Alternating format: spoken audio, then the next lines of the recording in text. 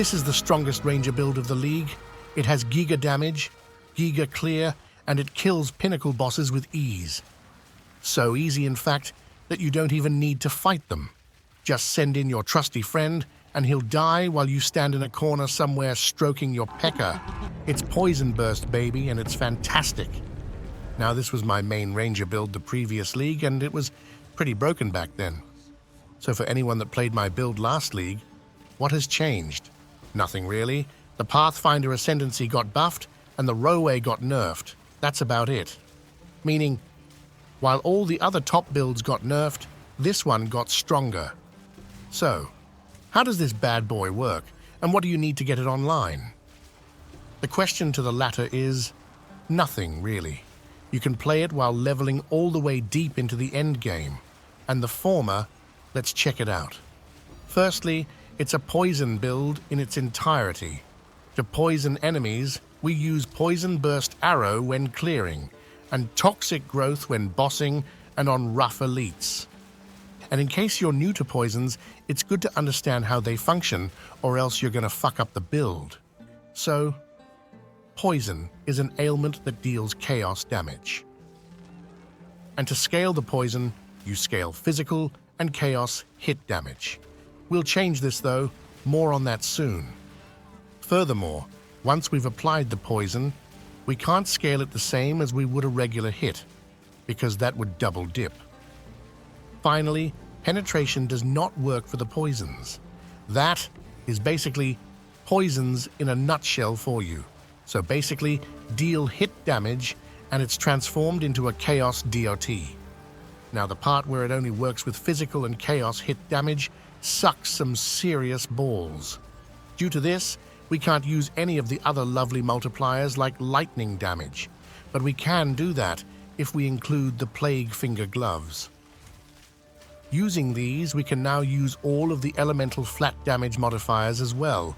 This easily doubles or triples our damage, and while the chance to apply poisons is rather low here, it doesn't matter because we're rocking Poisonburst Arrow that already has a 100% chance to apply poisons. Great, huh? Correct. This is not a mandatory item, but when you get it, you're going to pop off. Alright, so that's the most important part to understand before making a poison build. The next being, how the hell does the build actually play? Like, what the actual fuck am I looking at? And that, my friends, is my 5070 working on overdrive to handle our heralds. Because we're going to use a clever herald trick here to cover the whole screen in bullshit. Firstly, we have Herald of Plague, of course. This spreads your most damaging poison, which is great, sure, but the real chaining occurs from Herald of Blood. To trigger this skill, you need to apply Bleed. And due to a clever interaction, we can have Herald of Blood apply Bleed itself. Because if you slot in Poison 3, you now poison enemies. Mr. Big Penis Man, didn't you say bleed earlier? Yes, I did. But we need it to poison first. This is due to the Bursting Plague skill. If we make the Herald poison, then we can slot this skill in. And this skill, my friends, is capable of bleeding enemies when paired with the Bleed support gem. Great, huh? So basically, we make Herald of Blood poison. Poison triggers Bursting Plague, and Bursting Plague triggers Bleed. And when enemies bleed, then Herald of Blood trigger. A lovely little loop. This is great for screen-wide clearing, but it also looks cool, which is nice. And finally, the rotation. You obviously want to know how it plays, so you can know if it's fun or not. And for mapping, it's just a one-button build. You press Poison Burst, and everything dies. Just as it should be. When it comes to bossing, you have several different options on how to play it. You can use your Mirage Archer to kill the boss while you're just chilling. Or you can combo up your remaining skills to deal giga damage. Remaining skills that we'll check out right now. But first, let's talk about the planner a bit. Here, you have a leveling version to use in the campaign, followed by an endgame version that you can work towards, and then finally, an ultra endgame version that is close to best in slot. There's also a trade feature here that you can use to instantly go to the item in the market. Here's the thing though, if you copy an item 1-to-1, then you're going to get fucked. Because despite the fact that no one's watching my videos, the few that do grab the items quickly, and you'll pay a shit ton for the remaining ones. So just go to the market, change up the stats a bit, and focus on the gear priorities that we'll cover soon. But first, the gems. They're set up in a way that you can ditch the last support gem for all skills if you don't have a 6 link. First, we have Vine Arrow. This you'll only use on bosses, and it simply deals a buttload of damage when you poison it. We boost it via Deadly Poison, which has no downside, as Vine Arrow doesn't actually hit enemies, along with prolonged duration to keep it up longer concentrated area, which boosts our damage and makes them easier to hit, Swift Affliction, which works because Vine Arrow doesn't actually count as ailment damage, unlike regular poisons, and finally, Overabundance for an additional Vine Arrow. Then, Ghost Dance. I'm playing a mix of Evasion and Energy Shield in this build due to some lovely synergies between the two, and this will be your main way of recovering Energy Shield. Compressed Duration decreases the time between charges here. You can also slot in additional support gems here if you have extra spirit. The build is, however, set up in a way that doesn't require any spirit rolls on your gear to save some cash. After that, we have Gas Arrow. This is also only used on bosses, and we're using it to pop our toxic growths. For this to happen, we want to boost its damage. Once this is done, we can just keep boosting its duration and area of effect, so we can avoid having to press it more than once. It's also possible to slot it into your Mirage Archer, and you won't have to use the skill at all, but you'll lose some DPS. Next, Toxic Growth. This deals giga damage, and so we're using it on bosses to kill them quickly. And why not when mapping, eh? Because you need to blow them up by damaging them with something. All we care about here is damage. So we grab Deadly Poison, Long Fuse, Concentrated Area, Arakali's Lust, and Heft for extra damage. We then, of course, have our lovely Wind Dancer. I'm only using this in Weapon Set 1, though, which is the mapping set, and then we're going to have our Mirage Archer in our Weapon Set 2. Again, this is to save cash on spirit gear. If you have enough spirit, then sure, use both at all times. In any way, we have Blind and Maim as extra defense when hit, along with using the Herald Chaining tech, triggering bleed and poison on hit, along with Bursting Plague doing the same. Next we have Despair, simply to reduce enemy chaos resistance, which is only used on bosses. Herald of Plague spreads our poisons, and Herald of Blood is used for chaining. We first have the chaining tech we talked about, along with Mana Leech for a buttload of mana when mapping, and Magnified Area for some AoE. When it comes to the Mirage Archer, this skill got giga buffed this league, and it's fucking fantastic when bossing. I'm having it trigger Toxic Growth for a lot of extra damage, but you can have it trigger anything you want, such as Gas Arrow or having the guy shock, just to name a few examples. To boost Toxic Growth, we use the same support gems as in our own Toxic Growth: Deadly Poison, Long Fuse, Concentrated Area, and Heft. Finally, Poisonburst Arrow. Here I'm rocking Projectile Acceleration, allowing me to benefit from all projectile speed modifiers in the passive tree and on my quiver, along with starting the Herald Chaining, and finally Deadly Poison and Poison 3 for some damage. Now here's a caveat. We have 10 skills here, so to use all of these, you'll need an unset ring for 1 extra skill slot. If you can't find one, then you need to ditch Gas Arrow and put it into your Mirage Archer, or skip the Mirage Archer entirely. Alright, so that's the gems. Let's see what the hell is going on in the gearing department now, shall we? Firstly, you want a Plague Finger. Just grab any decent one. When it comes to your bow, this is where you want to dump all of your cash. You won't be able to get this bow in particular, though. I managed to do a highly specific craft and get lucky to make this. So don't just copy blindly, I can't stress this enough. Instead, you focus on getting as much flat physical damage as possible. For your second priority, I'd go with extra arrows and crit chance. And lastly, attack speed or onslaught. For the runes, extra arrows is the best one but expensive, so until you can afford it, go with extra elemental damage and physical. Your next prio is the quiver, where you want to focus on projectile skill ranks, followed by just getting a shit ton of damage and finally crit once you can afford it.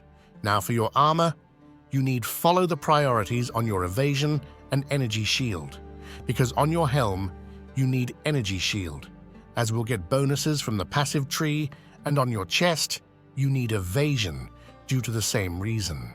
Here you can go with hybrid evasion and energy shield though, that's great as well.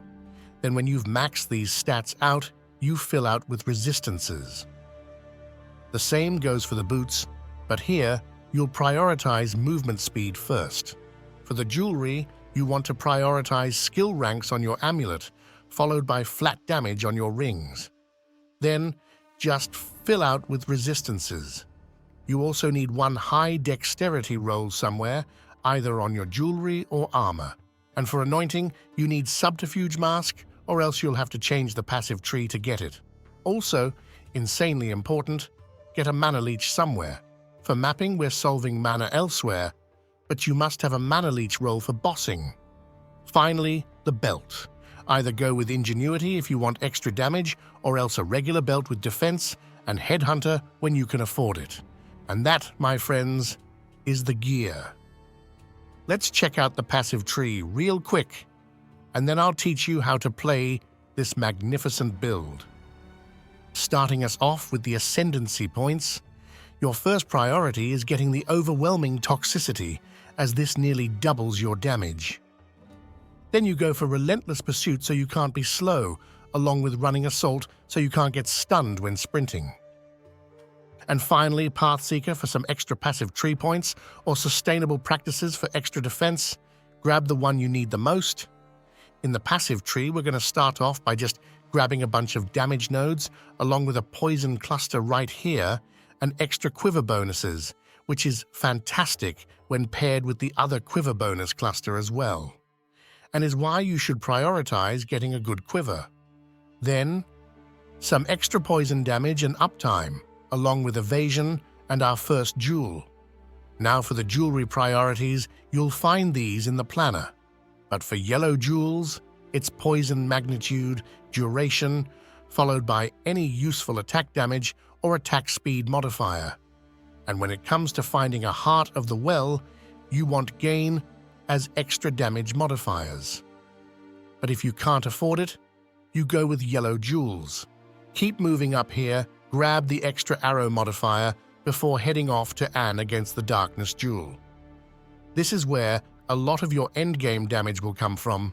Here, you want to find a jewel with gain as extra damage as well. What type of gain doesn't matter, just grab the cheapest one. And if you can't afford any at all, then go with a rare jewel or a time-lost emerald with literally anything useful on it, so you can take advantage of all of the notables here. We also have some great defensive nodes here, in particular Bestial Skin, doubling your evasion from your body armor. Then grab this important poison cluster for extra poison damage before heading upwards. Here, we find some additional poison damage, a great physical damage cluster, and an insane projectile cluster. Then grab the next jewel, and this is an important one. We've talked a bit about solving mana, but a mana on kill jewel is such a quality of life when mapping. Sure, we have mana leash, but when you're running around and shooting blindly, you'll run out of mana for sure. This one solves it though, so grab mana on kill and then literally anything useful. After that, we grab these crit nodes, along with some extra energy shield from evasion from Spectral Ward, along with some hybrid evasion energy shield here. We also have subterfuge mask here. I'm anointing it personally, but you could remove some damage nodes if you want, grab it, and anoint something else. Up to you, my man or woman. Alright folks, we're finally done with this shit. Time to get good and learn how to actually play the build. For mapping, it's incredibly easy. You just sprint, shoot your poisonburst arrow, sprint, and repeat. Since we're a pathfinder, we don't have to worry about being stunned when sprinting. So just go as fast as possible and wipe out the entire map. And if you ever stumble across some rough elites or a mini-boss, you can throw out some toxic growth on the fucker and blow it up with a poisonburst arrow. For bossing, things changes though. Here we're going to use a wombo combo to quickly kill any boss in the game. Here I have a weapon set 1 and weapon set 2. Before any boss fight I swap to weapon set 2, and when mapping, I'm in weapon set 1. This is because I want to save spirit for my Mirage Archer. So this is what you do during a boss fight. Firstly, you want to set out some vine arrows and toxic growth. You can have 4 vine arrows up and 14 toxic growths. How many you need to shoot depends on how many additional arrows you have on your bow. Once you've filled the ground with these, you drop a despair to reduce enemy chaos resistances. And then, finally, as the boss is about to spawn, you evade to get your Mirage Archer out and drop a gas arrow on the boss to blow up all of your toxic growths. All you then need to do is go jerk off in a corner and let the Mirage Archer finish the boss, or spam as many toxic growths as possible. In any way, you should make quick work of the boss and collect your loot. And with that, we're done with the guide. Drop a sub, and I'll see you in the next one.